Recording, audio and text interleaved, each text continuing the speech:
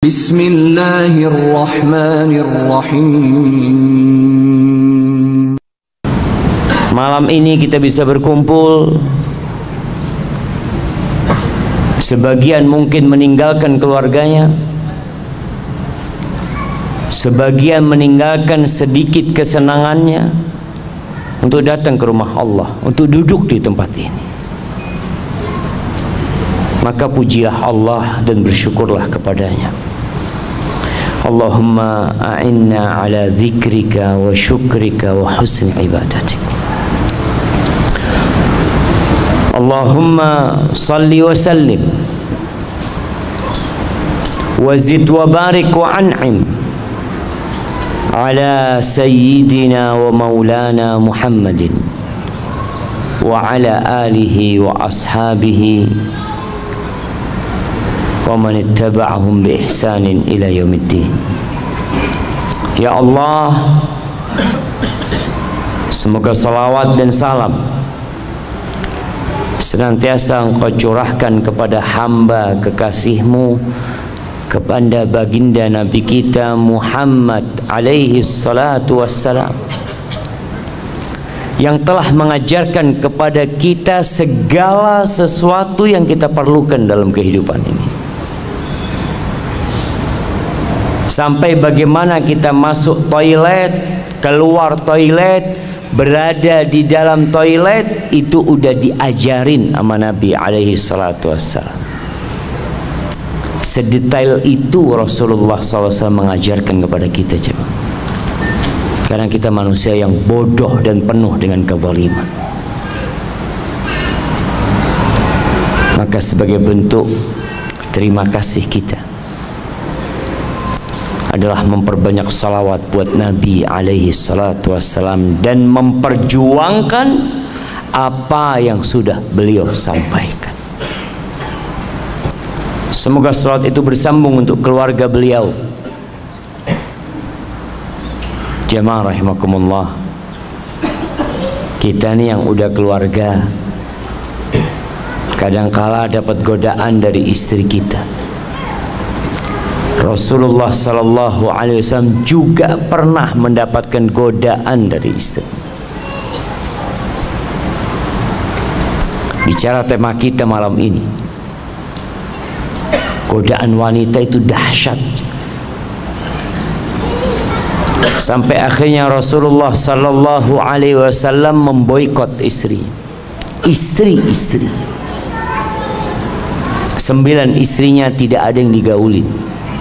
Bahkan beliau tidak berkunjung ke rumah mereka. Kenapa? Mereka ribut urusan dunia. Mereka sibuk minta tambahan nafkah. Ada yang istrinya minta tambahan nafkah. Lalu Allah turunkan firman-Nya di surah Al-Ahzab ayat 28-29. Apa kata Allah? Ya ayyuhan nabi, wahai nabi, qul li azwajika, katakan kepada istri-istrimu, in kuntunna turidnal hayatad dunya wa zinataha fata'alain umatti'kunna wa usarrihkunna sarahan jamila. Wahai istri-istriku, dipanggil tuh satu persatu istri Nabi alaihi salatu wassalam. Mulai dari Aisyah ditanya, kalau yang kalian inginkan itu kehidupan dunia, perhiasan dunia, kenikmatan dunia, ya udah, aku akan kasih kepada kalian harta, tapi kita nggak bisa untuk bersama kembali. Aku akan ceraikan kalian dengan perceraian yang indah. Cukup sampai di sini hidup kita. Nggak bisa dilanjutkan.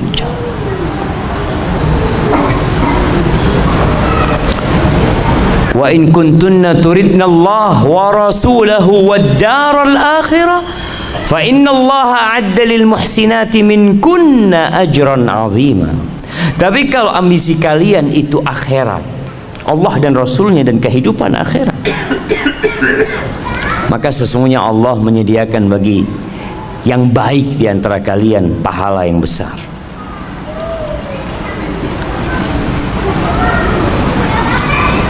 Istri-istri Nabi itu sebenarnya tidak terlalu berlebihan menurut kacamata orang sekarang. Apa sih yang diminta istri-istri Nabi? Mereka itu hidup susah. Seringkali Nabi SAW puasa sunnah karena di rumahnya tidak ada makanan. Bagaimana cerita Aisyah radhiyallahu taala anha, marra hilalun thumma hilalun thumma hilal wa lam yuqad fi baiti Rasulillah sallallahu alaihi wasallam nar. Berlalu rembulan, kemudian berlalu rembulan, masuk ke bulan ketiga, dan di rumah Rasulullah SAW itu kompornya tidak hidup. Susah hidup mereka. Tapi itu yang harus dilewatin kadang-kala. Maka ternyata istri-istri Nabi memilih Allah dan Rasulnya dan kehidupan akhirat. Mereka siap untuk meninggalkan sedikit, nggak banyak jemaah. Kenikmatan dunia dan isinya ini sedikit. Kalau antum dapat duit 1 triliun, banyak apa dikit jemaah? Antum pegang 1 triliun dan pegang 1 ekor lalat, bisa 1 triliun bikin lalat? Bisa 1 triliun bikin lalat jemaah? Nggak bisa. Supaya antum tahu, dunia ini benar-benar nggak ada. Kalaupun ada nilainya dikit. Qul mata'ud dunya qalil, dikit kenikmatan dunia. Maka semoga salat bersambung untuk keluarga Nabi yang mereka telah mendampingi Rasulullah sallallahu alaihi wasallam dalam kehidupan beliau, dan kelak istri-istri Nabi akan mendampingi Rasulullah sallallahu alaihi wasallam di surganya. Dan semoga salat juga bersambung untuk keluarga Nabi, anak-anak Nabi, keturunan Nabi Muhammad sallallahu alaihi wasallam, dan para sahabatnya serta orang-orang yang mengikuti jalannya. Amma ba'd,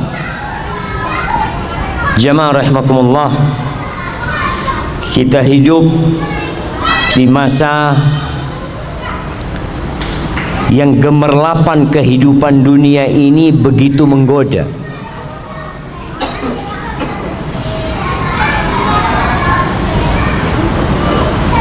Kerusakan begitu mudah untuk didapatkan. Kemaksiatan yang dahulunya sulit untuk dikerjakan di masa sekarang ini mudah.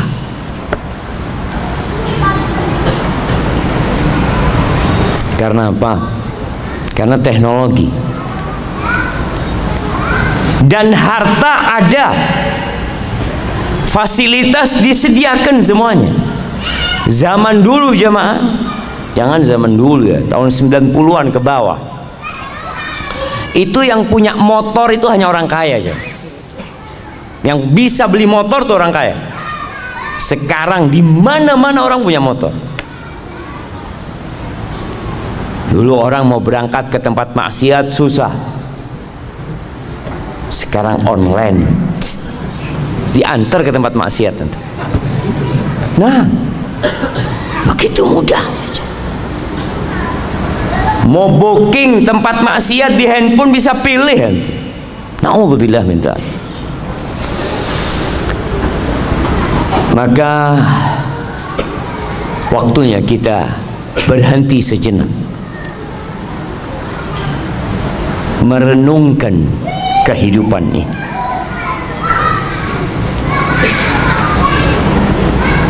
Karena jangan sampai kita baru berpikir tatkala malaikat pencabut nyawa datang mencabut nyawa kita.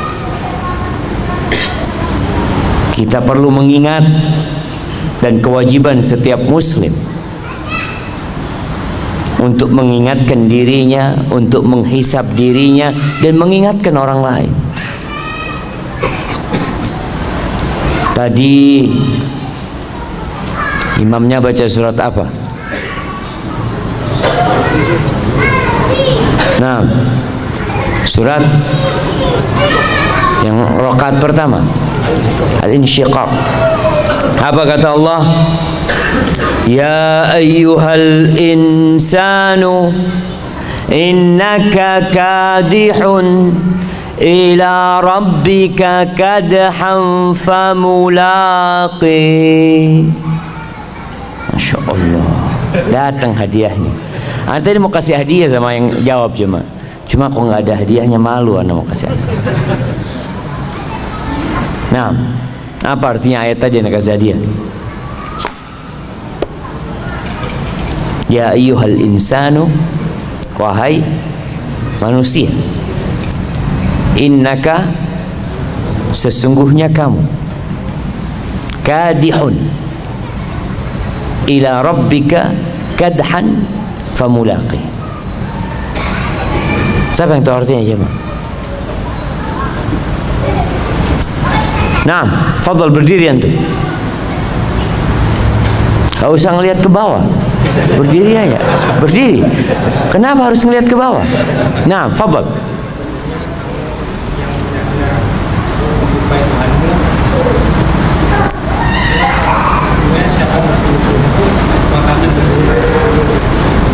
Sesungguhnya siapa yang bersungguh-sungguh akan berjumpa. Yang nggak bersungguh-sungguh sama semuanya. Innalillahi wa inna ilaihi rajiun. Kasih hadiah nggak apa coba. Kirim ke belakang. Iya, artinya kita itu bekerja, beramal yang pasti kita akan jumpain hasil kerjaan kita. Kita semua menuju Allah Azza wa Jalla, semuanya. Tapi ada yang sampai dan ada yang tidak sampai. Jamaah rahimakumullah, di antara yang menyebabkan manusia itu terlena ada dua hal. Yang pertama, lupa, dan yang kedua, malas. Nabi Adam alaihissalam bagaimana terjebak dalam dosa? Apa kata Allah? Walaqad ahidna ila Adam min qabl fanasi walam najid lahu azma. Itu Allah udah kasih perintah kepada Nabi Adam alaihissalam, jangan deketin nih pohon, boleh semua engkau makan kecuali pohon ini. Dan dikasih tahu, hati-hati sama setan. Jangan sampai engkau tergoda sama setan. Ini musuhmu. Fanasi, lupa Nabi Adam alaihissalam. Karena setan pada waktu itu waqasamahuma inni lakum alaminan nasihin. Oh, setan itu kalau suruh kasih nasihat jamaah, sumpah-sumpah. Wallah, aku ini orang suka ngasih nasihat sama kamu. Ini pohon ini kalau engkau makan, engkau akan kekal jadi malaikat kau. Lupa Nabi Adam, kalau ini musuh, kok percaya sama musuhnya? Walam najid lahu azma. Kita dapatin nggak ada semangat, malas. Ini Allah yang katakan. Akhirnya Nabi Adam turunkan. Maka dua hal ini penyakitnya, lupa dan malas, futur. Ketika seorang lupa, kenapa dia beribadah kepada Allah? Kenapa dia melakukan ketaatan kepada Allah? Maka lupa ini akan mengantar dia kepada kejenuhan. Jenuh antum jangan. Kenapa sih anak kok datang kajian, ngaji pulang, sholat, masjid, males antum akhirnya. Awalnya dari lupa. Oleh karena itu kajian terus diadakan, khutbah Jumat nggak pernah berhenti, mengingatkan orang. Cuma yang diingatkan ini datangnya ketika qomat. Gimana mau diingetin jam? Anda melihat di sebagian tempat itu orang udah datang, apalagi kalau karyawan ya di tempat kerja, itu mereka udah keluar dari tempat kerjanya, duduk di luar nunggu biasanya. Nunggu apa? Nunggu komat. Maka seringkali anak ini ngomong sama teman-teman, kapan sih kita bisa mendakwain mereka tuh yang lupa, bisa sampai kepada mereka. Alhamdulillah teknologi membantu.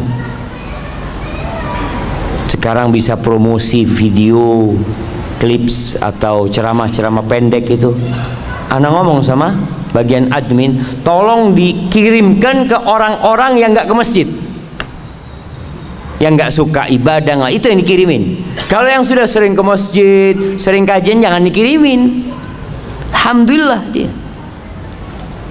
Karena memang lupa dengan tujuan hidup manusia. Kenapa dia melakukan ketaatan ini? Itu akan membuat kita jenuh dan bosan menjalani kehidupan ini. Antum lihat orang yang nungguin di rumah sakit. Kenapa dia sabar jam? Kenapa ada yang nunggu sampai 2 jam nunggu dokternya? Anak pernah nunggu dokter 2 jam lebih. Berangkat ba'dal maghrib antar anak, antar istri apa anak? Lupa anak. Kayaknya istri, ya istri. Istri tapi bawa anak gitu.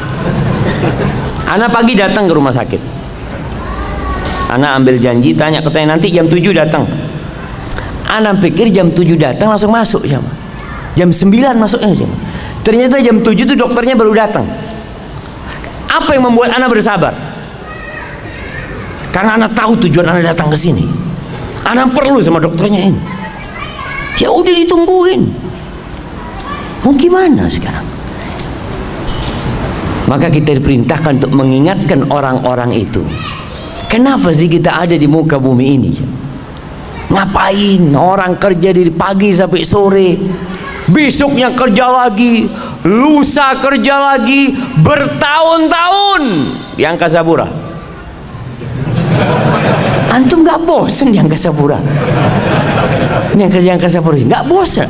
Berapa tahun antum? 10 tahun. Allahu Akbar. Nggak bosan? Enggak, Ustaz. Karena dia tahu dengan tujuan dia berada di tempat ini. Tapi tujuan diciptakan manusia, kadangkala orang lupa aja. Ahibati fillah, jelaslah Allah mengatakan, wa ma khalaqtul jinna wal insa illa liya'budun. Tidaklah aku ciptakan bangsa jin dan manusia kecuali untuk beribadah kepadaku. Ma uridu minhum min rizq wa ma uridu an yut'imun. Aku nggak perlu mereka kerja kasih rezeki sama aku. Aku nggak perlu dari manusia untuk kasih makan kepadaku, kata Allah. Innallaha huwar razzaq dzul quwwatil matin. Sesungguhnya Allah yang maha memberikan rezeki, dan dialah yang maha kuat dan maha perkasa.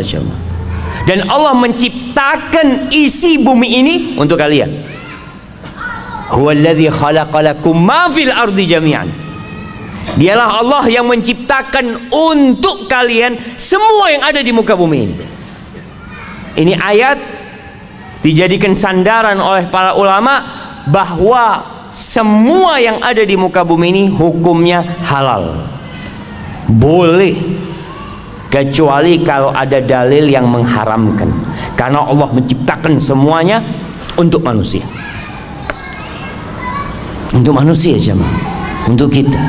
Artinya Allah memfasilitasi kita, dikasih fasilitas semua untuk apa? Untuk beribadah. Bukan untuk bersenang-senang, enggak. Sebagaimana kalau ada orang bekerja, dikasih fasilitas sama bosnya. Kamu kerja di sini, nah itu ada kolam renang di rumahmu, kita kasih rumah, kasih kolam renang, kasih pembantu. Kemudian di belakang rumahnya ada kolam ikan. Masya Allah. Akhirnya orang ini kerjanya berenang sama mancing. Kira-kira sama perusahaan dipecat nggak tuh orang jemaah? Kalau saya kasih semua itu supaya kamu kerjanya bener gitu loh, nggak mikirin macem-macem. Tapi jangan akhirnya kerjanya antum berenang mancing. Itu yang terjadi dengan kebanyakan manusia. Lupa bahwa fasilitas diberikan agar antum beribadah, mudah antum beribadah, nggak repot. Tapi sekali lagi banyak yang lupa, sehingga kerjanya ya hanya bersenang-senang. Luqman Al-Hakim, ini diriwayatkan Luqman Al-Hakim mengatakan sesuai dengan tema kita hari ini, bi akhiratak bidunyak tarbahuma jami'an. Kata dia, belilah akhiratmu dengan duniamu. Beli akhirat dengan dunia, artinya modal kita dunia. Kita kalau bicara alat tukar kita nih dunia. Tukar duniamu dengan akhirat, engkau akan beruntung dua-duanya, dapat dua-duanya. Wala tabi' dunyak bi akhiratik takhsarhuma jami'an. Jangan sampai engkau jual akhiratmu untuk mendapatkan kenikmatan dunia, engkau rugi dua-duanya. La dunia dapat wal akhirat rugi dua-duanya. Dan antum bisa melihat orang-orang yang sukses dunia tapi jauh dari ibadah, dapat apa dia? Dapat tua, capek bekerja, dia pikir nanti saya akan menikmatin di akhir hidup. Saya mau capek sekarang. Ya, akhir hidup stroke. Punya moge 7 di rumahnya. Terus katanya mau dinikmatin ini. Ya itu mau dinikmatin gimana kata dia. Punya duit banyak, makan donat nggak boleh. Donat lah. Terus apa? Bubur. Makan bubur ya. Anak punya duit banyak kayak gini nggak ada gunanya, nggak ada gunanya. Antum lihat siapa? Maka belilah akhiratmu dengan jual dunia. Kita akan untung dua-duanya. Seperti petani. Antum pernah ngelihat petani jagung nanam rumput? Pernah ngelihat anak mau tanam jagung sama rumput? Jangan. Tanam jagung, rumput tumbuh sendiri. Gitu iya. Antum lihat tuh petani jagung ketika tanam apa dia? Jagung. Jagung dia tanam bibitnya, jagung keliling. Subhanallah, tahu-tahu ada rumput. Alhamdulillah dapat rumput, kasih makan buat kambingnya, apanya. Tapi jangan kemudian sibuk antum cari rumput, lupa sama jagung. Ada dulu yang ngasih permisalan, dunia ini seperti orang yang lagi ngelola sawah, macul sawah. Mau tanam padi harus dibajak. Kadang-kala orang lagi bajak sawah ini, masya Allah jemaah, ada belut lewat, alhamdulillah dapat belut. Ada lele keluar, alhamdulillah. Jangan kemudian antum sibuk cari belut, cari lele, antum nggak tanam padi antum. Itu yang terjadi dengan banyak orang. Jadi kenikmatan dunia cuma selingan. Ya, untuk modal ke akhirat. Allah Azza wa Jalla mengatakan tentang manusia ini, setiap Jumat disunnahkan imam sholat Jumat itu untuk membaca surat Al-A'la sama Al-Ghasyiyah. Dua-duanya mengingatkan kita tentang kehidupan dunia. Di surat Al-A'la Allah mengatakan, bal tu'thirunal hayatad dunya wal akhiratu khairu wa abqa. Tapi kalian ini lebih mementingkan kehidupan dunia. Antum lihat tuh orang-orang yang selalu ngomong kita tuh harus seimbang dunia dan akhirat. Lihat realitanya. Apakah dia seimbang dunia dan akhiratnya? Berapa jam dia cari dunia dan berapa jam dia cari akhirat? Orang tuh bisa duduk di kantornya jamaah dari jam 8 pagi sampai jam 4 sore. Duduk kajian ba'dal maghrib, setiap berapa menit lihat jam. Kok nggak selesai-selesai kajian subuh? Ini baru mulai gitu jemaah. Jadi kalau mau bicara seimbang, antum harus seimbang beneran. Antum cari dunia 8 jam, cari akhirat 8 jam. Bisa. Berat kayaknya Ustaz. Paling enggak yang wajib-wajib aja lah Ustaz, kata dia. Nah, tuh banyak orang yang awalnya ngomong seimbang, terakhir dia wajib-wajib doang sudah jamaah. Padahal kalau urusan kerjaan dunia, lembur dia kerjakan jam. Bisa lembur sampai besok siap. Yang penting ada fulusnya. Tidak ada urusan dia jamaah. Siap kajian sampai subuh. Besok kerja Ustaz. Masya Allah. Lembur untuk akhirat itu nggak siap jamaah. Karena apa? Nggak ada fulusnya. Ana izin minum dulu jamaah.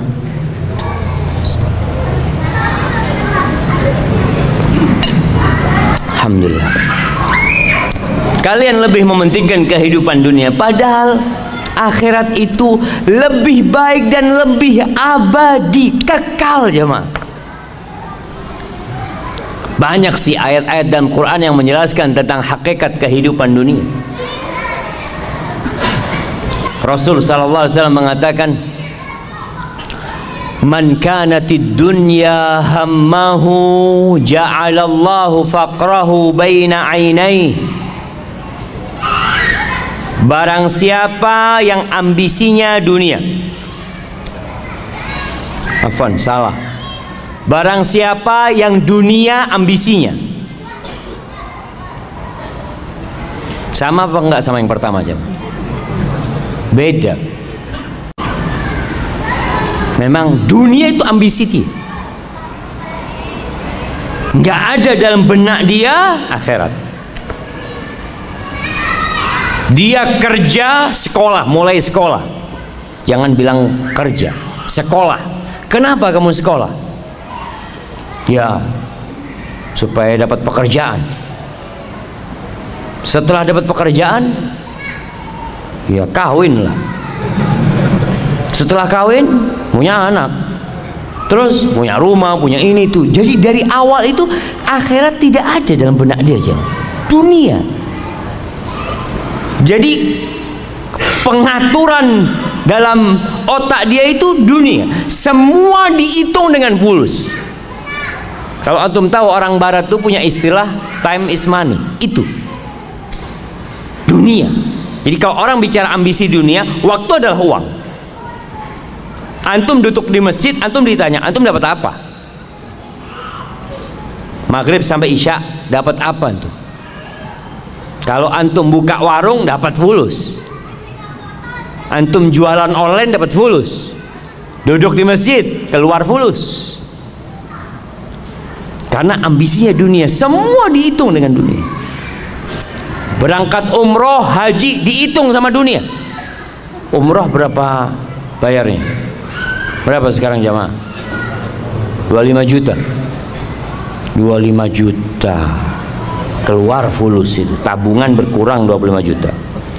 Kemudian ninggalkan kerjaan, keuntungan anak sehari itu umpamanya 200.000. Kalau anak ninggalkan kerjaan selama 9 hari 1.800.000 habis. Belum kalau pulang nanti sakit, capek, nanti di sana masih beli oleh-oleh. Aduh, enggak lah, nggak usah umroh. Subhanallah, karena dia ambisinya dunia. Apa yang akan terjadi dengan manusia yang menjadikan dunia ambisi dia, ja'alallahu faqrahu baina ainai. Allah jadikan kemiskinan itu di hadapan mata dia. Perasaan takut miskin itu ada di depan mata dia, jemaah. Baina ainai, subhanallah ya. Di antara kedua matanya, kata Nabi SAW, seperti orang pakai kacamata, jemaah. Kemanapun dia memandang, ke atas, ke bawah, ke kanan, ke samping, yang ada takut miskin. Wasyattata alaihi syamla, urusannya dicerai-beraikan. Enggak kelar-kelar urusan dia, jemaah. Ana sering sampaikan, dulu ana berpikir orang yang kaya raya, yang sudah sukses itu akan lebih sering di soft pertama, karena dia sudah selesai. Dia mau makan sampai 7 keturunan sudah ada. Dia udah punya keran. Keran dia di rumahnya dibuka, itu bukan air yang keluar, jemaah, fulus. Sudah punya dia keran, jemaah. Tapi kenapa nggak bisa ngisi soft pertama? Urusannya ruwet, jemaah. Ada banyak pekerjaan dia. Yang meeting sana, rapat sini, ya Allah. Jangan untuk ibadah, untuk keluarga. Sampai ada cerita di Arab sana. Ada satu orang kaya sukses, jemaah. Waktu untuk keluarganya itu sedikit. Sedangkan tetangganya ini miskin. Akhirnya sering kumpul sama keluarga. Habis asar duduk bareng-bareng sama anaknya, makan pisang goreng, minum kopi. Si istri orang kaya ini cemburu dengan keadaan tetangganya, maka dia ngomong sama suaminya, "Bang, abang itu kok sibuk terus cari fulus? Nggak lihat kayak tetangga kita bisa kumpul sama keluarganya sore-sore, ngobrol, makan bareng. Masa?" Iya. Oh ya, pinter nih suaminya, jemaah. Tetangganya dikasih modal kerja, jemaah. Kasih modal kerja sama dia, ruwet hidupnya, nggak lagi kumpul. Sama sekarang katanya. Yang awalnya punya waktu duduk sama keluarganya, nggak ada waktunya sudah, jemaah. Di dunia, jemaah. Jadi subhanallah, Allah jadikan urusannya. Karena tetangganya pintar, kamu mau nggak saya kasih modal kerja, nanti kamu bisa lebih kaya, bisa punya rumah, bisa punya mobil, ini dibuka itu, jemaah. Iya, boleh kalau gitu. Hati-hati. Boleh bekerja, nggak dilarang. Kita bicara ambisi. Ambisinya kita tuh ngapain sih hidup di sini? Ambisi antum kerja itu ngapain? Kalau dunia nggak akan pernah rampung urusan antum. Antum lihat, jemaah haji kita lebih banyak yang tua daripada yang muda. Kenapa? Apa karena mereka baru sukses ketika tua, atau mereka sibuk dengan dunia baru punya waktu ketika tua? Tua pun sama jual sawah. Kenapa nggak dari dulu dijual sawahnya? Kok baru tua jual sawah gitu loh, jemaah? Sama-sama dia jual sawah. Enggak, dulu masih ambisinya dunia sawah. Oh jangan Ustaz, ini kan usaha Ustaz. Nanti kalau mau mati ya nggak apa-apa dijual. Syattata, urusannya dicerai-beraikan, jemaah. Artinya dia nggak mampu untuk menjadikan waktunya berkah. Quran nggak bisa baca 1 lembar sehari. Sehari selembar nggak bisa. Apalagi one day one juice. Susah. Walam ya'tihi minad dunya illa ma qaddara lah. Dan tidak akan datang dunia kepada dia kecuali sesuai yang sudah Allah takarkan untuk dia. Artinya dia tetap kondisinya sama, walaupun kerjanya lebih keras. Kan orang berpikir semakin kerja keras semakin banyak hasilnya. tetap yang dimakan satu piring. Apakah kalau orang banyak duitnya makan jadi 3 piring? Malah jemaah, orang yang miskin tuh makannya lebih banyak. Antum pernah ngelihat restoran-restoran yang bebas milih apa sendiri, bakar-bakar sendiri? Kenapa letaknya di mal-mal besar? Coba di pinggir jalan. Coba buka pinggir jalan ya. Yang beli orang-orang miskin, tutup 2 hari dia. Karena orang miskin kalau makan, masya Allah, langsung dia. Tapi orang kaya itu kan makan hanya seninya, kata dia, sambil bakar-bakar. Aduh, kata orang miskin, nggak usah seni-seni, ini perut lapar, kata dia. Nah, subhanallah, artinya semakin kaya makannya semakin sedikit ternyata. Allahu Akbar ya. Dan kita tahu apa kata Nabi SAW ketika manusia mengatakan mali, mali, hartaku, hartaku. Kata Nabi SAW, walaysa laka min mal. Engkau tahu hartamu yang mana? Ma akalta, engkau makan, itu hartamu. Kemudian kau buang jadi kotoran. Wa ma labista, yang kau pakai kemudian usang, itu hartamu. Wa ma tasaddaqta fa abqait, yang kau sedekahkan kemudian engkau simpan. Kalau yang ada di rumahmu yang kau tinggalkan itu punya ahli waris, punya orang, itu bukan milikmu. Maka kadang-kala orang kerja capek bukan buat dirinya. Beda dengan yang ambisinya akhirat. Sama kerja, sama-sama sekolah, mungkin satu bangku sama antum, mungkin satu kantor sama antum, mungkin orang ini tiap hari bareng masuk kantor, jamnya sama, pulangnya sama.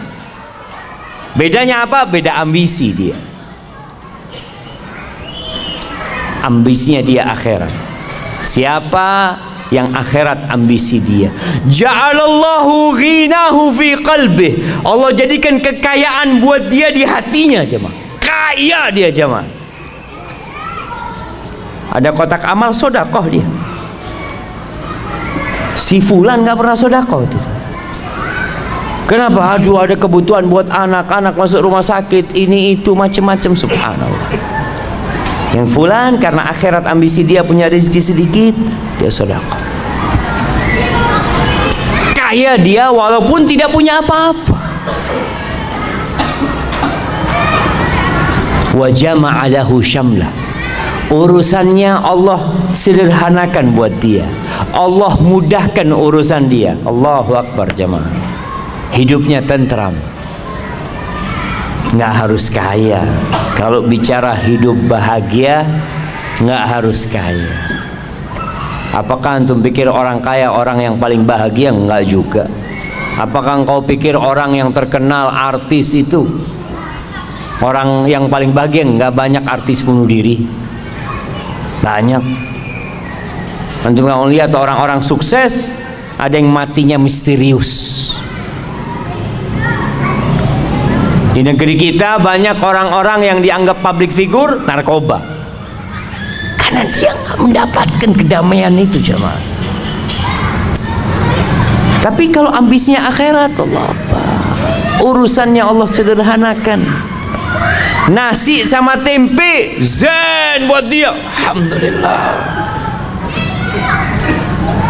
Kenapa? Karena alhamdulillah, kata Nabi SAW, bihasab ibni Adam luqaimat yuqim nabiha sulba. Kata Nabi itu cukup anak Adam ini beberapa suap yang punggungnya bisa tegak, selesai. Nggak macam-macam hidup ini. Yang penting punggung tegak, bisa ibadah, bisa kerja, alhamdulillah. Wa atathu dunya wa hiya raghimah.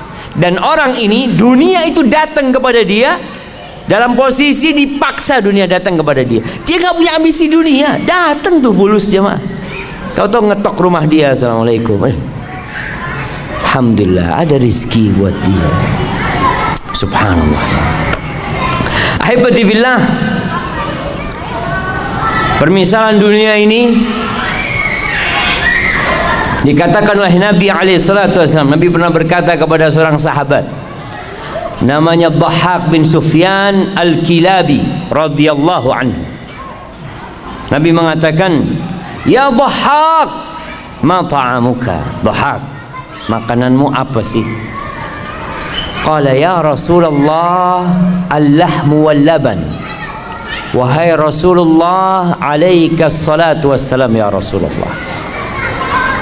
Yang aku makan itu daging dan minumku susu. Qala thumma yasiru ila madza? Terus itu daging, itu susu jadi apa? Bingung dohakan.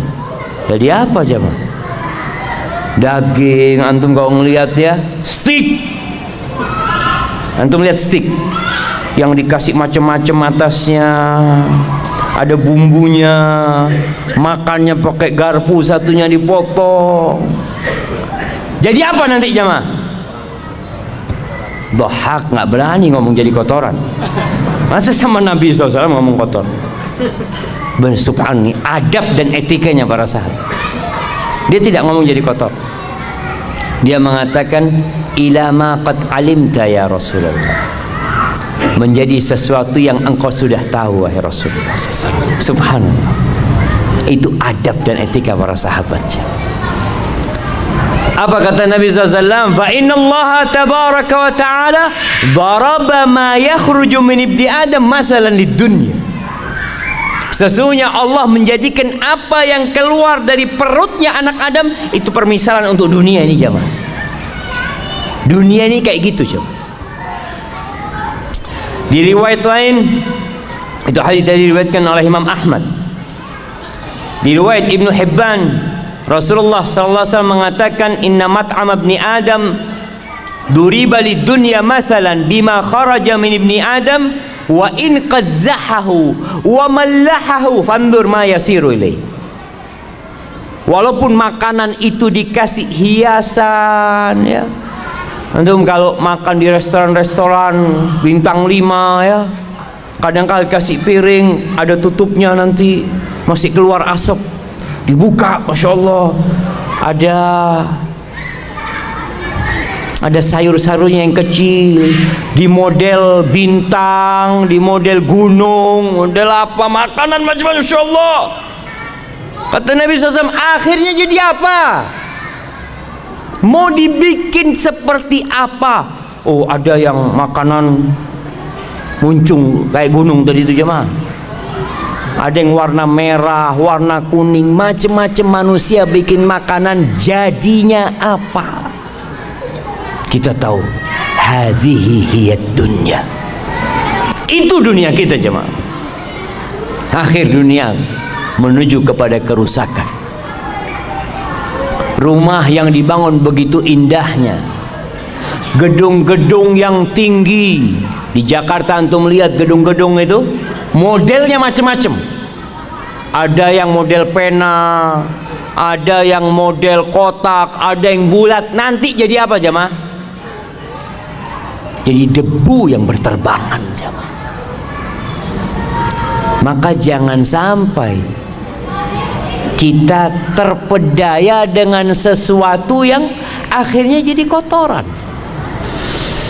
Ibnu Qayyim rahimahullahu ta'ala ketika menjelaskan tentang hadis tadi, dia mengatakan famaghtarra biha wala sakana ilaiha illa dhu himmatin daniyah. Maka tidak akan ada orang yang tertipu dengan dunia, yang kemudian condong kepada kehidupan dunia, kecuali orang yang punya ambisi rendahan. Wa aqlin hakir, akalnya remeh, akalnya itu kecil, nggak besar dia jemaah. Wa qadrin khasis, ya sudahlah, dia itu nggak mampu melihat sesuatu sesuai dengan hakikatnya, salah perhitungan. Maka nanti ketika mati baru akan menyesali semua itu. Hasan al-Basri rahimahullahu ta'ala mengatakan man arafa rabbahu ahabbahu. Barang siapa yang mengenal Allah pasti cinta sama Allah, pasti cinta sama Allah. Bagaimana tidak? Allah itu Ar-Rahman Ar-Rahim, Al-Malik, Al-Quddus, As-Salam, Al-Mu'min, Al-Muhaimin, Al-Aziz, Al-Jabbar, Al-Mutakabbir. Gimana kita nggak akan cinta sama Allah Azza wa Jal, sedangkan kehidupan kita berasal darinya, semua yang kita makan berasal darinya. Masya Allah. Dibuka 5 menit ke waktu Isya, insyaallah. Siap jemaah, kita sholat Isya dulu ntar lagi. Sampai mana kita? Karena soalnya bukanya salah barusan jemaah, jadi bismillah. Alhamdulillah. Orang yang kenal sama Allah akan cinta sama Allah. Tapi kenapa banyak manusia kok malas beribadah kepada Allah? Susah dia untuk sholat ke masjid, diteriakin hayya ala salah, hayya ala falah, karena mereka nggak kenal sama Allah. Antum tuh, kalau ada orang duduk di sebelah antum, antum nggak kenal sama dia, lagi nungguin di bandara duduk, antum sibuk mungkin baca-baca atau WA ya. Setelah itu antum dikasih tahu, Mas, yang di sebelah kamu itu, iya siapa? Wakil Presiden. Loh, Wakil Presiden, ya Allah, Assalamualaikum Pak, ahlan. Baru antum jadi menghormatin dan menghargai dia, karena antum dikasih tahu, antum kenal. Itu manusia biasa.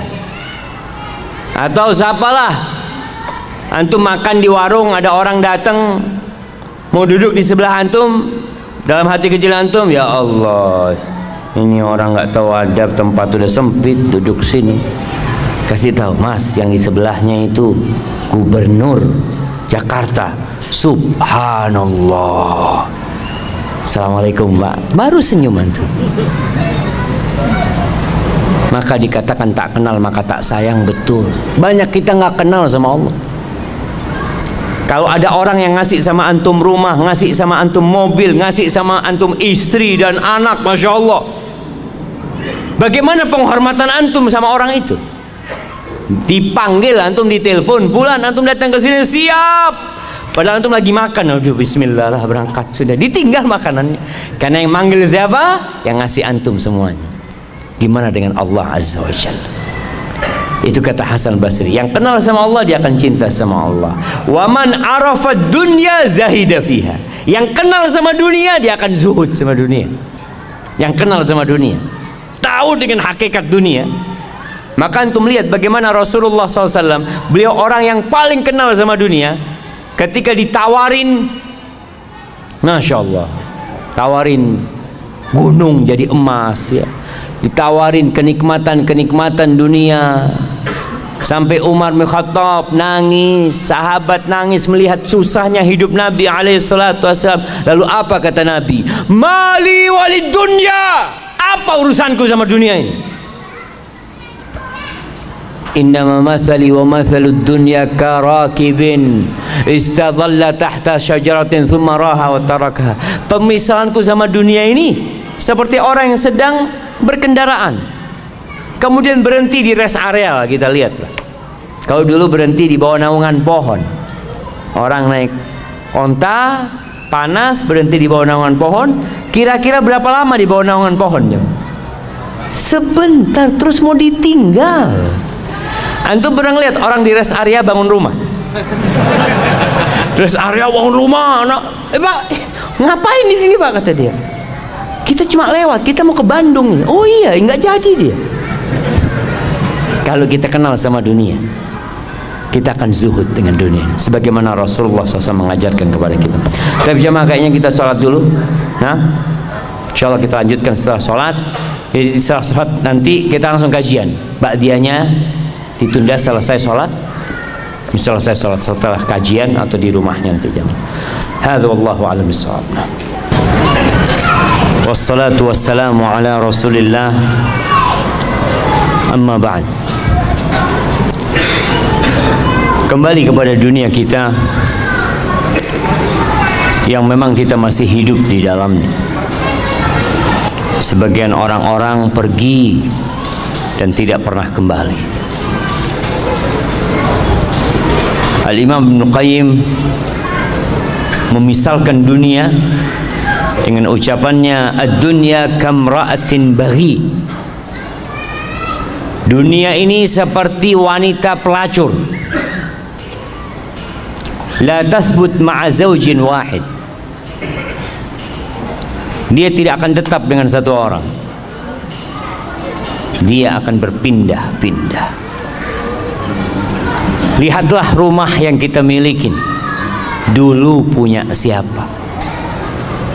Lihatlah posisi jabatan yang kita dudukin, dulu siapa yang duduk di jabatan itu? Antum bisa ngelihat tuh, orang-orang yang menjabat, dulu menjabat, setelah itu turun ganti yang lainnya, nanti ganti yang lainnya, dan engkau pun yang sedang duduk akan digantikan dengan yang lainnya. Hadhihi ad-dunya, seperti wanita pelacur yang tidak akan tetap dengan satu orang. Ibnu Abbas radhiyallahu taala anhu mensifatin dunia kita dengan ucapannya, awwaluha ana. Awal dunia ini kesusahan, susah.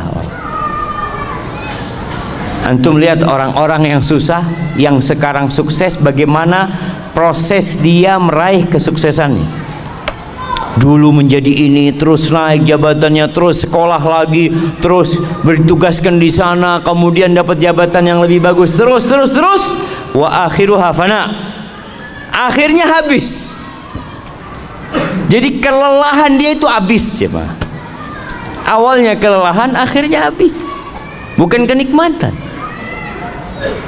Halaluha hisab wa haramuha iqab. Yang halal antum akan dihisab. Antum makan halal, kerja capek halal, dihisab. Bener nggak kerjaan antum? Berkaitan dengan harta halal yang kita dapatkan, kita akan ditanya dua hal. Dari mana dapatnya, kemana engkau belanjakan. Wa haramuha iqab. Jelas yang haram antum akan dihukum. Ayyuma lahmin, daging manapun, kata Nabi SAW, nabata min suhtin fannaru awla bihi. Daging mana aja yang tumbuh dari hasil yang haram, neraka lebih pantas tempatnya buat dia.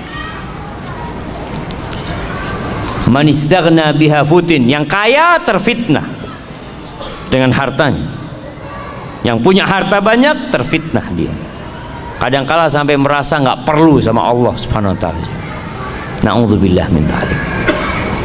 Innal insana la yatgha ar-ra'ahu istaghna. Kalla inna ila rabbika ruj'a. Orang tuh benar-benar melampaui batasnya, melakukan tindakan-tindakan yang konyol. Kapan? Ketika merasa cukup, dia udah kaya. Wa man iftaqar ilaiha hazin. Yang merasa perlu sama dunia akan hidup penuh dengan kesusahan dan kesedihan. Hidupnya sedih terus. Melihat temannya beli mobil, anak kapan beli mobilnya? Melihat temannya menikah, ya Allah, ini teman sudah istri kedua, anak satu belum dapat. Insya Allah. Dunia.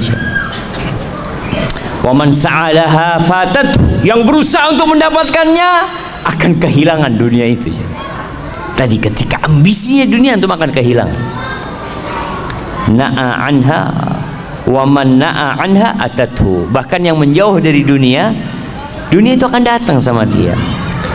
Waman nazara ilaiha a'mathu. Barang siapa yang melihat kepada dunia dengan pandangan yang penuh dengan kesukaan kepada dunia ini, maka dia akan jadi buta, lupa dengan halal haram. Segala cara dia gunakan untuk mendapatkan dunia. Waman basra biha basratuhu. Tapi yang berusaha untuk melihat dunia dengan pandangan yang sebenarnya, maka dia akan tahu dengan hakikat dunia. Jamaah rahimakumullah, ketika perang Uhud, para sahabat kalah. sempat menang,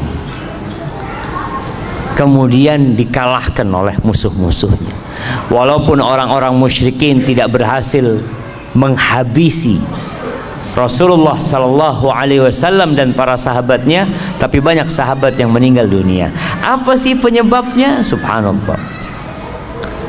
Allah menyebutkan di surat Ali Imran ayat 152, walaqad sadaqakumullahu wa'dahu ittahussunahum bi'idhnih hatta idza fashiltum wa tanaza'tum fil amri wa 'asaitum min ba'di ma arakum ma tuhibbun. Ini Allah janji dan Allah tepati janjinya. Bagaimana Allah berikan kemenangan kepada para sahabat ketika perang Uhud itu? Di awalnya Allah berikan kemenangan, tapi tatkala mereka gagal melaksanakan perintah Nabi Muhammad SAW, mereka bertikai. Ketika pasukan pemanah yang diperintahkan untuk tetap berada di tempat mereka, mereka mengatakan, mereka ribut di antara mereka sendiri. Udah, kita ngapain di gunung sini? Kita udah menang tuh. Itu harta rampasan perang. Kita bantuin umat Islam, para sahabat yang lain untuk ngumpulin harta rampasan perang. Wa asaitum min ba'di ma arakum ma tuhibbun. Apa kata Allah? Minkum man yuridud dunya wa minkum man yuridul akhir. Di antara kalian ada yang ambisinya dunia dan ada yang ambisinya akhirat. Tsumma sarafakum anhum liyabtaliyakum. Akhirnya bukan dapat kemenangan, malah dapat kekalahan. Untuk apa? Untuk menguji kalian, supaya kita sadar, ketika antum gagal dalam kehidupan ini untuk meraih sesuatu, itu sebuah peringatan dari Allah buat kita supaya kita jadi lebih baik lagi. Antum mau kejar sampai kemana? Kalau ada yang di PHK umpamanya dari tempat kerjanya, antum nanti akan di PHK selama-lamanya. Kalau sekarang antum di PHK masih punya rumah, kadang-kala nanti antum di PHK taruh di kuburan sama orang-orang, selesai urusan. Dikatakan bahwasanya ada 4 racun. Ini seorang yang bijak menyebutkan ada 4 racun dan ada 4 penawarnya. Orang tuh kalau dikasih tahu tentang racun, dikatakan ini racun nih. Kalau kau makan ini bahaya, bisa gatel, bisa apa, tapi ini ada penawarnya. Ada 4 racun dan setiap racun itu memiliki penawar. Yang pertama dunia. Dunia ini summun qatil, racun yang mematikan. Wa tiryaquha az-zuhdu fiha. Penawarnya itu zuhud di dunia aja. Zuhud itu bukan berarti miskin. Siapa yang tahu arti zuhud? Ana kasih hadiah. Nah, fadhal. Yang keras.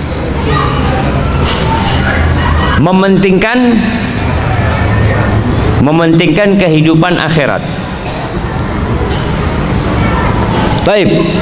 Yang lainnya sebelah kanan. Nah. Zuhud berusaha untuk meninggalkan dunia. Zuhud berusaha untuk meninggalkan urusan dunia. Nggak kerja maksudnya. Lebih mengutamakan ke urusan akhirat. Sama aja lah. Kasih hadiah yang kecilnya. Tapi yang lainnya, fadhal. Zuhud itu adalah menempatkan dunia pada tangannya, kemudian menjadikan akhirat itu di hatinya. Zuhud itu menempatkan dunia di tangan dan akhirat di hati. Masya Allah. Lebih dalam lagi nih jemaah. Kasih yang besar nggak apa jemaah. Baik. Nah, fadhal belakang. Ya antum menoleh ke belakang. Fadhal berdirilah biar kelihatan. Ini zuhud jemaah, berdirinya separuh. Nah, kenapa nggak berdiri? Masya Allah. Masya Allah. Fadhal kirim yang besar jemaah. Antum dengar jemaah? Tarku ma la yanfa' fil akhirah. Meninggalkan hal-hal yang tidak bermanfaat di akhirat. Itu zuhud. Dia tadi semuanya zuhud.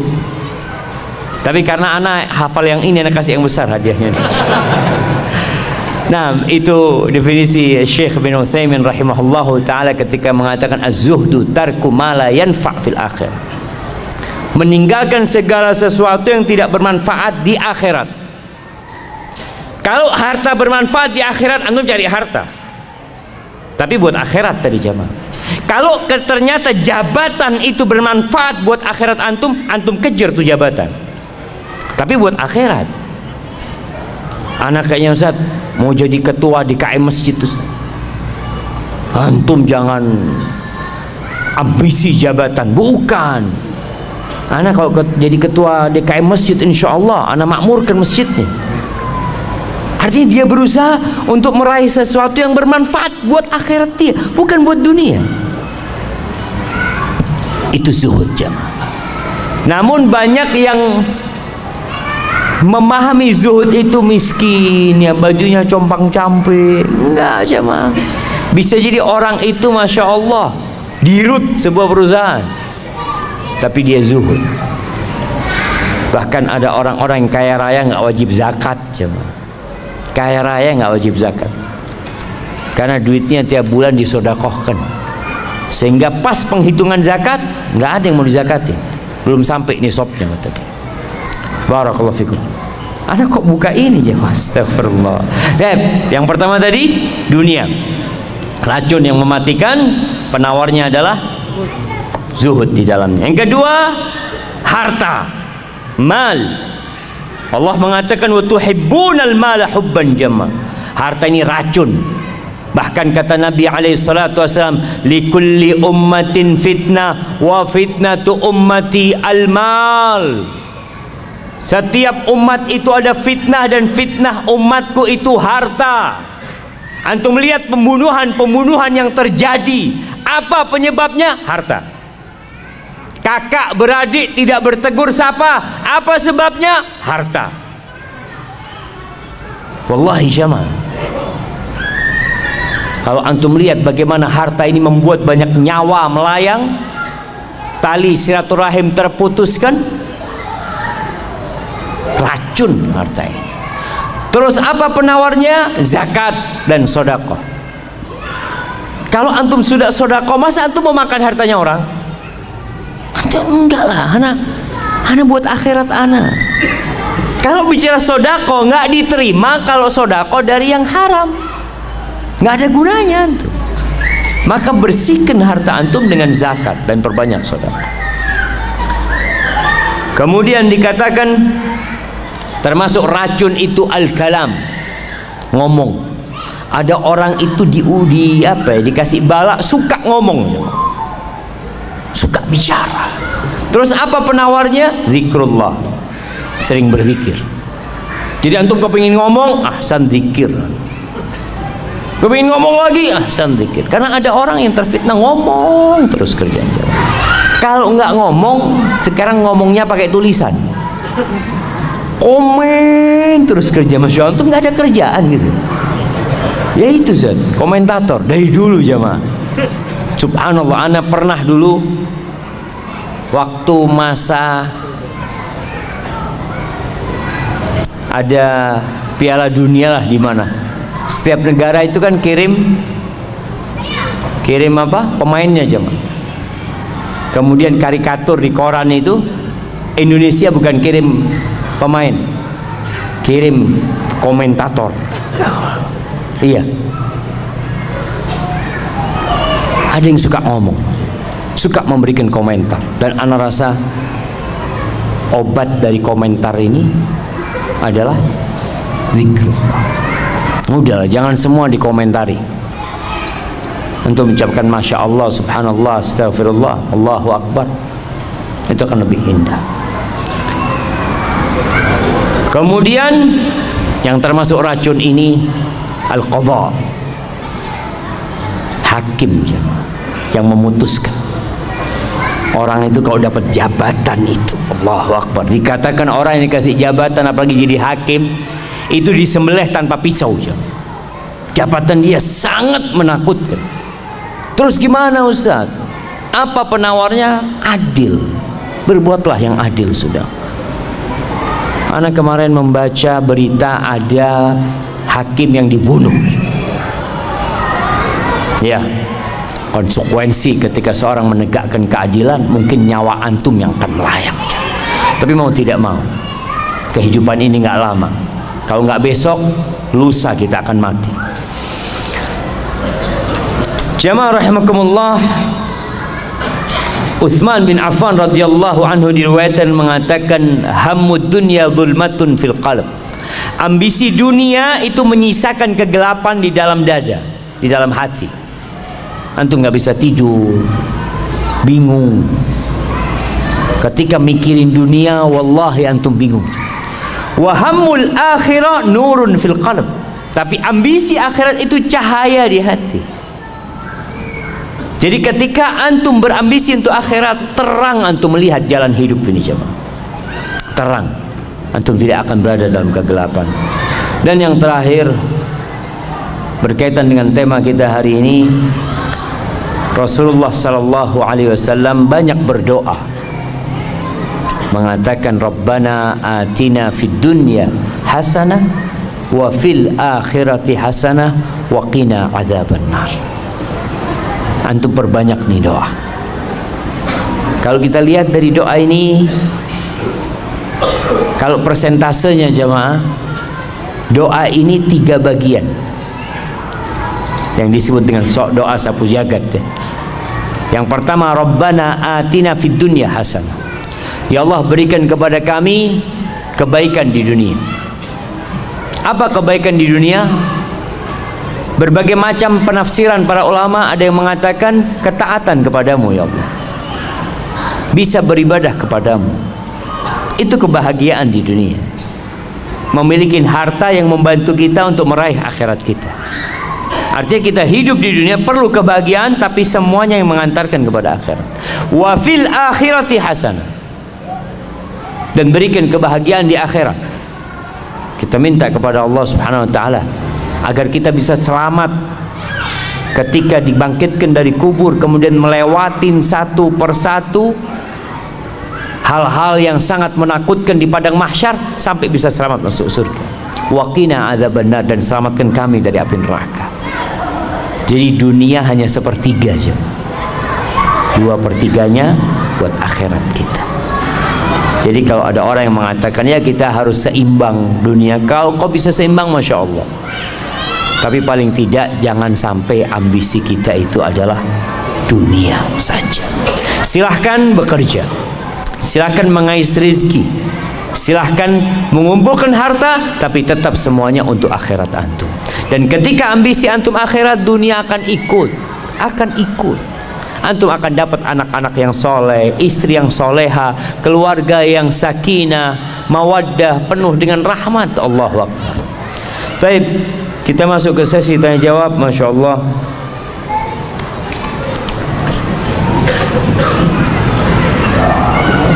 Ini niat jamaah sampai di print sama dia. Apa sekarang ada print yang bisa dibawa ke masjid? Hah? Belum ada jamaah. Printer bisa dibawa ke masjid. Assalamualaikum Ustaz. Waalaikumsalam. Ani mau tanya Ustaz. Di satu sisi kita nggak boleh pede dengan amal dan dosa kita. Bisa saja amal kebaikan kita tidak diterima oleh Allah dan dosa kita belum diampuni meskipun sudah beristighfar misalkan. Tapi di satu sisi kita harus husnudzon kepada Allah. Itu bagaimana Ustadz menyikapi dua sisi yang berbeda ini? Syukron, jazakumullah khair. Masya Allah jemaah. Pertanyaan yang sangat indah. Ya. Jadi kalau bicara dua sisi yang berbeda, kita tuh husnudzon sama Allah, suudzon sama diri kita. Husnudzon gimana? Allah itu tidak ingkar janji. Allah tuh maha pengampun, Allah tuh baik, Allah tuh maha indah. Tapi akunya yang belum benar. Kalau tadi sholat, sholat mungkin ana riya sholatnya, mungkin belum khusyuk sholatnya, ana sudah istighfar tapi ana kayaknya ngulangin lagi dosa tersebut.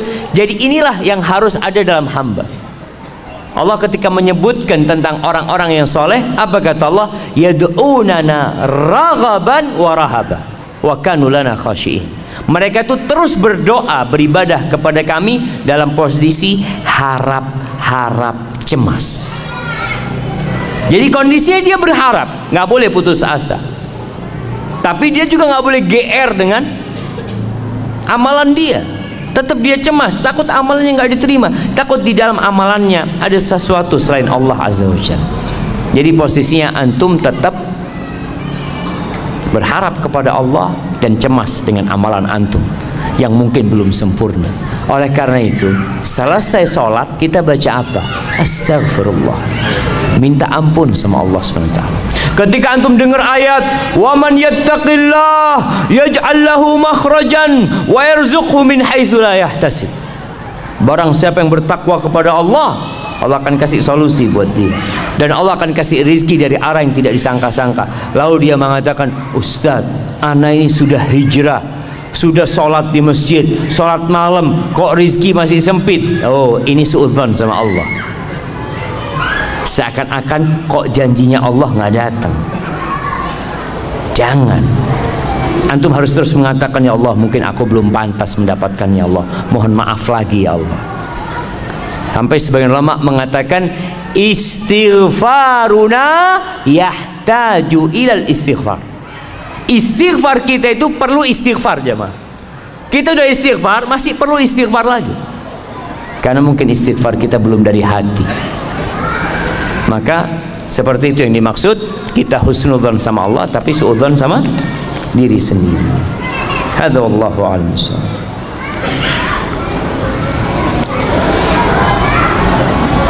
Ustadz, mohon nasihat. Bagaimana sikap kita dengan sudah bolehnya jam pulang kantor? Dengan sudah bolehnya jam pulang kantor, tetapi belum bisa pulang karena khawatir dengan pimpinan di kantor dianggap tidak loyal. Bahkan di kemudian hari disindir-sindir jika pulang lebih awal sesuai jam kantor. Syukran Ustaz, jazakumullahu khairan. Dan nasihat untuk pemimpin tersebut, Ustaz,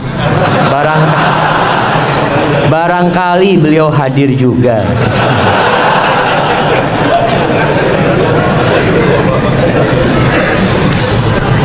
Jamaah rahimakumullah.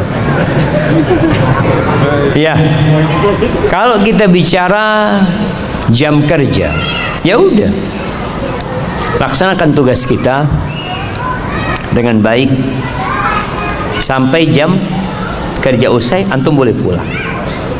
Tapi ada yang namanya ihsan. Ihsan itu berbuat baik yang lebih dari tugas kita. Artinya kalau memang antum kerja 5 jam, kemudian ada kerjaan yang belum selesai, padahal antum udah boleh pulang sebenarnya, tapi anda selesaikanlah. Tapi jangan karena bos, tapi karena Allah Azza wa Jalla. Innallaha yuhibbu idza amila ahadukum amalan ayyutqinahu. Allah tuh suka kalau seorang di antara kalian beramal untuk menyempurnakan pekerjaannya. Ini babnya bukan gaji lagi. Kalau antum lembur ada gaji, tapi ini babnya pahala di sisi Allah Azza wa Jalla.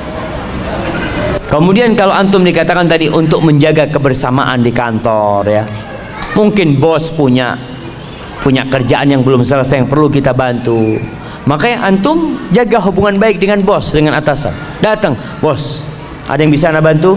Kalau enggak, anda pamit mau pulang, bos. Jadi tetap hubungan itu baik, atasan merasa dihargain. Kenapa? Apa nggak bisa seperti itu? Atau kita yang penting pulang sudah, udah jam kantor selesai bos, anda nggak perlu pamit sama antum. Masya Allah. Ini hanya sekedar babnya bab adab lagi. Ketika antum datang, bos, ana ada acara, kalau diizinkan ana mau pulang dulu. Tapi kalau ada kerja yang bisa ana bantu, ana bantu. Komunikasi yang baik, jemaah, sehingga nggak ada lagi sindir-sindiran kayak gitu. Dan sejatinya bos kalau ngelihat sudah waktunya pulang, fadhol pulang. Tapi kan masalahnya kita menjaga kebersamaan di dalam sebuah tempat kerja.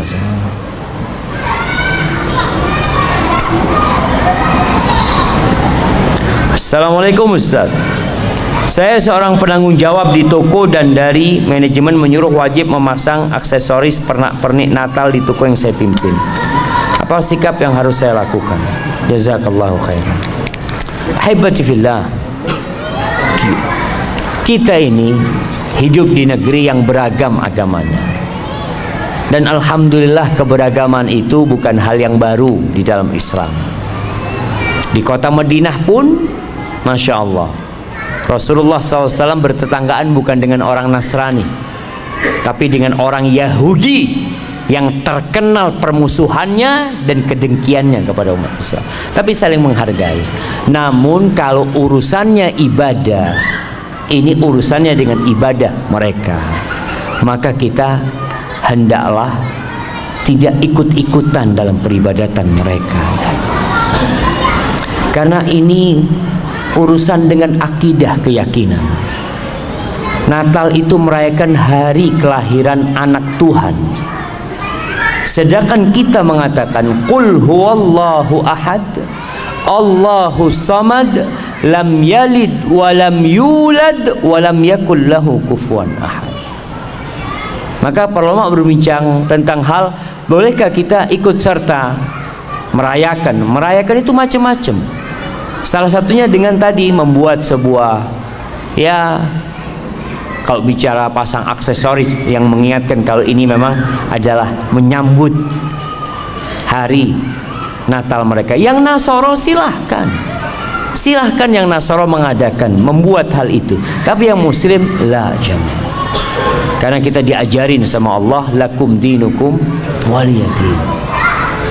Dulu jemaah, orang-orang musyrikin itu kebingungan bagaimana menghadang derasnya arus orang masuk Islam. Kebingungan mereka. Dan orang-orang yang masuk Islam itu nggak bisa keluar dari Islam. Yang benar Islam. Di masa Nabi Muhammad SAW, Abu Sufyan ditanya, adakah orang Islam? Yang tanya siapa? Raja Romawi, Herakles. Adakah orang yang masuk Islam kemudian keluar karena benci sama agamanya? Benci sama agamanya? Nggak ada. Nggak ada. Bilal disiksa seperti itu, nggak keluar dari Islam. Sumayyah dibantai, disiksa sampai mati, nggak keluar dari Islam. Khabbab bin Ard dibakar jemaah, dibakar di atas api sampai kering punggungnya itu, mati itu arangnya, dan dia nggak keluar dari Islam. Bingung orang-orang musyrikin. Kata Herakles mengatakan, kadzalikal iman idza khalatat basyashatuhul qulub. Iman tuh kalau sudah bercampur dengan relung-relungnya hati, nggak bakal keluar. Kalau yang murtad itu memang belum masuk ke dalam iman. Orang-orang musyrikin kebingungan menghadapi kaum muslimin. Akhirnya dia datang kepada Nabi Muhammad SAW menawarkan, gimana kita daripada ribut-ribut, sudahlah kami sembah Tuhanmu setahun, tahun depan kamu sembah Tuhan kami. Mereka tuh nggak cinta sama Tuhan mereka.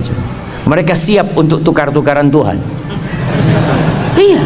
Allah, kalau orang beriman, kata Allah, walladzina amanu asyaddu hubban lillah. Orang beriman lebih cinta kepada Allah daripada kecintaan orang-orang musyrikin kepada Tuhan-Tuhan mereka, sehingga mereka siap bergonta-ganti Tuhan. Sedangkan kita langsung turun firman Allah, qul ya ayyuhal kafir la a'budu ma ta'budu wala antum a'biduna ma a'bud wala ana a'bidum ma abadtum wala antum a'biduna ma a'bud lakum dinukum waliyadin. Bagimu agamamu, bagimu agamaku.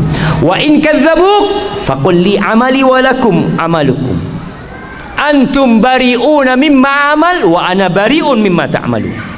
Aku berlepas diri dari kerjaan kalian dan kalian berlepas diri dari kerjaan kami loh. Kita nggak sama. Karena muncul sekarang suara-suara yang mengajak semua agama sama. Nggak sama jemaah. Jangan disamakan. Kita hidup beragam, kita toleransi, kita menghargai non-muslim, kan monggo. Jangan sampai ada lagi bom-bom gereja seperti yang terjadi beberapa tahun yang lalu. Nggak ada jemaah. Islam menghargai mereka beribadah selama mereka tidak memerangin. bertetanggaan dengan mereka. Mereka punya anak, kita ucapkan selamat, nggak apa-apa. Antum kasih hadiah, kasih oleh-oleh buat anaknya, kasih pakaian, ini toleransi. Tapi kalau anaknya Tuhan yang lahir, enggak. Iya jamaah, kita katakan enggak. Afwan, akidah ana mengatakan Allah itu ahad, lam yalid walam yulad, jelas. Kalau antum yang punya anak, anak kasih hadiah, anak ucapkan selamat. Itu Islam seperti itu. Kemudian ada orang, oh enggak toleransi. Anak ingatkan, baca sejarah sampai hari ini, siapa sebenarnya yang mengajarkan toleransi kepada dunia? Siapa sebenarnya? Dan siapa yang sebenarnya intoleransi? Andalusia, bukti toleransi dan intoleransi. Spanyol itu bukti toleransi dan intoleransi. 800 tahun umat Islam ada di sana, orang-orang Nasara hidup damai, aman, dan tidak dipaksa masuk Islam. Tidak dipaksa masuk Islam. Dan orang-orang Nasara di dalam negeri Islam tidak dipaksa pakai bajunya umat Islam. Enggak. Bahkan mereka harus pakai baju khusus. Engkau pakai bajumu, pakai bajumu, pakai atributmu, tunjukkan atributmu yang memang diperbolehkan. Jadi nampak ada perbedaan jemaah. Ada muslim, ada non muslim. Nggak dipaksa, oh kamu non muslim harus pakai bajunya umat Islam, harus pakai peci apa? Enggak. 800 tahun umat Islam di sana, orang-orang Nasara hidup damai. Hanya dalam hitungan beberapa tahun, nggak sampai 10 tahun mungkin jemaah, Ratu Isabella dan Raja God menguasai Andalusian. Tidak ada satupun muslim di Spanyol. Imam mereka dibunuh dan dibanteng, tidak mau masuk Nasara, atau mereka diusir, atau mereka masuk ke dalam agama mereka. Itu gambaran toleransi dan intoleransi. Berangkatlah antum ke Palestina, lihat bagaimana toleransi umat Islam sejak Umar bin Khattab menerima kunci Masjidil Aqsa. Umar terima tuh kunci Masjidil Aqsa. Orang-orang Nasara hidup damai. Selesai mereka hidup damai di sana. Orang-orang Yahudi hidup damai. Mereka berhak ibadah sesuai dengan agama mereka. Tapi ketika kaum salibis masuk ke Palestina, itu ceritanya orang Nasara sendiri yang melihat peperangan itu ya. Itu darah sampai ke tengah betis ya. Anak-anak disembelih, dilemparkan dari menara-menara Masjidil Aqsa. Tahun 400-an Hijriah kejadian itu. Kenapa sih kok hilang toleransi itu? Ya kalau engkau berkuasa menang, ya silakan. Seperti yang dilakukan umat Islam ketika menang Nasara, dipersilahkan untuk beribadah. Dan berbeda ketika Salahuddin Al-Ayyubi kembali menguasai Masjidil Aqsa. Apakah dia balas dendam, dibunuh kembali itu anak-anak orang Nasara? Lah. Jangan anak-anak orang Nasara, pemimpin kaum salibis disuruh pulang, fadhal kau pulang sudah. Dan subhanallah jamaah, maka kalau bicara toleransi, Islam mengajarkan toleransi. Kalau ada mungkin oknum umat Islam yang melakukan ya pengrusakan, ya dia tidak mengatasnamakan Islam, ya pribadi dia. Tapi ingat, kita jaga kebersamaan kita di negeri ini. Kita tunjukkan bahwa Islamlah yang mengajarkan toleransi. Dan semoga Allah Azza wa Jalla menjadikan kita orang-orang yang menegakkan agamanya. Hadza wallahu a'lam. Ustaz, bagaimana dengan ambisi jabatan? Karena dengan jabatan bisa memperoleh gaji besar agar bisa pergi haji dan umroh. Masya Allah. Kalau ambisinya haji dan umroh, tafadhal. Tapi jangan sampai setelah dapat jabatan beli motor baru antum. Umrohnya nantilah kalau udah beli motor. Antum ambisinya benar-benar akhirat, tunjukkan kepada enggak ya Allah, aku nggak ada urusan apa-apa sama dunia ini. Aduh, hanya ingin berangkat umroh dan haji. Aku udah rindu kami berangkat umroh dan haji. Tapi itu harus dibuktikan jemaah. Bagaimana maksud hadis tentang setelah makan bawang jangan mendekati masjid?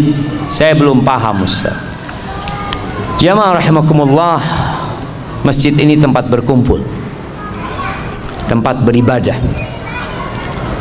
Dan Rasul sallallahu alaihi wasallam mengatakan innal malaikata tata'adza mimma yata'adza minhu ibnu Adam. Malaikat itu terganggu yang manusia terganggu dengan.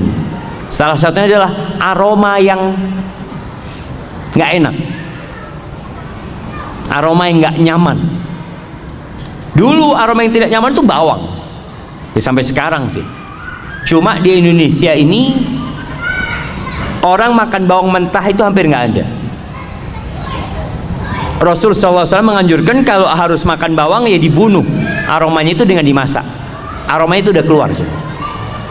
Tapi di beberapa negeri itu bawang itu kayak apel, jemaah, dimakan bawang. Ada ngelihat, ya Allah,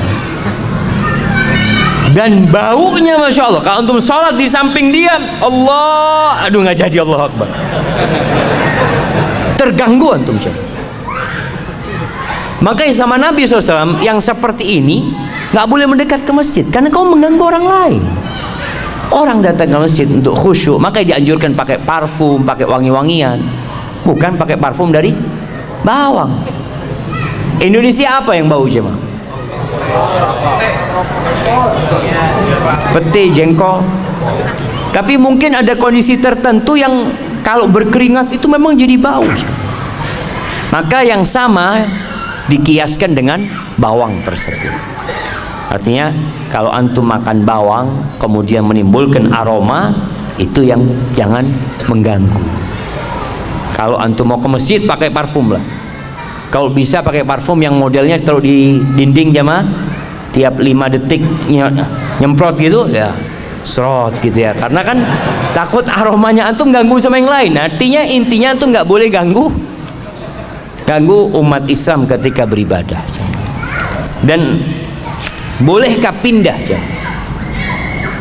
ketika antum sholat di sebelah antum bener-bener aromanya nggak kuat, antum boleh nggak antum pindah? Boleh. Kalau memang benar-benar hilang kekhusyuan antum, pindah. Terus Ustaz, yang di sebelahnya pindah semua nanti Ustaz. Artinya antum pindah ke belakang, mamanya, yang belakang maju ke depan. Allahu Akbar, ana ditipu sama fulan. Artinya dia harap di soft itu dapat pahala, menyambung soft, ternyata dikasih aroma ya. Tapi mungkin yang maju itu aromanya sama, jadi tidak terlalu apa, jemaah, nggak terlalu berasa lah, jemaah. Pertanyaan terakhir, jemaah. Ustadz, ana mau bertanya, Ustadz. Saat ini ana dan suami alhamdulillah sudah mengenal sunnah. Tapi suami ana kalau dibangunkan sholat subuh susah banget, Ustadz. Sampai pernah ana nyerah untuk bangunkan sholat. Apakah harus dengan cara keras, Ustadz, agar suami ana tidak susah dibangunkan? Walaupun susah, pada akhirnya sih tetap sholat, Ustadz. Tapi jalannya kalau sudah adzan sudah selesai. Mohon nasihatnya, Ustadz, agar ana tetap sabar membangunkan suami ana sholat subuh. Syukran, Ustadz. Allah Azza wa Jal berfirman, wa'mur ahlaka bis salati wastabir 'alaiha. Perintahkan keluargamu itu untuk sholat dan sabarlah menghadapinya. Ini perintah sejatinya buat suami kepada istri dan anak-anak, karena dia pemimpin, dia yang tanggung jawab. Tapi apakah kalau istri melihat suaminya tidak sholat kemudian dia diamkan? Enggak. Ada bab namanya watawasau bil haq, saling mewasiatkan dalam kebenaran dan kebaikan. Bahkan Rasul SAW menceritakan tentang seorang istri yang membangunkan suaminya untuk sholat malam, yang kalau suaminya nggak mau bangun, dia percikan air. Tinggal sekarang bagaimana membuat suami bangun subuh. Kadangkala suami nggak bisa bangun karena tidurnya terlalu malam, ada sebabnya. Maka sebabnya inilah yang dihilangkan. Yang kedua, mungkin ada cara yang lebih elegan bangunkan suami. Bikinkan kopi, bang, cium nih bang. Aduh, ayo bang, minum bang. minum bangun, tidur lagi, insya Allah enggak lah. Artinya tetap dengan adab dan etika. Ada seorang ustadz cerita. Ustadz ini cerita di Jogja kejadian. Ada seorang, ya sama nih, suami istri. Suaminya susah dibangunin subuh, coba. Istrinya ini jago karate. Suatu hari karena udah jengkel jemaah, digampar suami jemaah. Itu langsung bangun suami jemaah, nggak pernah lagi kalau istrinya bangunin, bang, langsung bangun dia. Tapi nggak boleh jemaah, dosa yang seperti itu jemaah. Kita tetap dengan cara yang baik, jangan ditiru gitu loh, ya, seperti itu. Saya, ana mohon maaf jemaah, banyak pertanyaan yang tidak bisa dijawab. Mudah-mudahan lah antum bisa tanyakan kepada ustadz yang lainnya. Itu yang bisa anda sampaikan pada kesempatan kali ini. Apabila benar yang anda sampaikan itu dari Allah Azza wa Jal, kalau ada yang salah dan kurang berkenan, itu dari diri anda pribadi. Allah dan Rasul yang terbebaskan dari kesalahan itu. Subhanakallahumma bihamdika asyhadu an la ilaha illa anta astaghfiruka wa atubu ilaik. Assalamualaikum warahmatullahi wabarakatuh.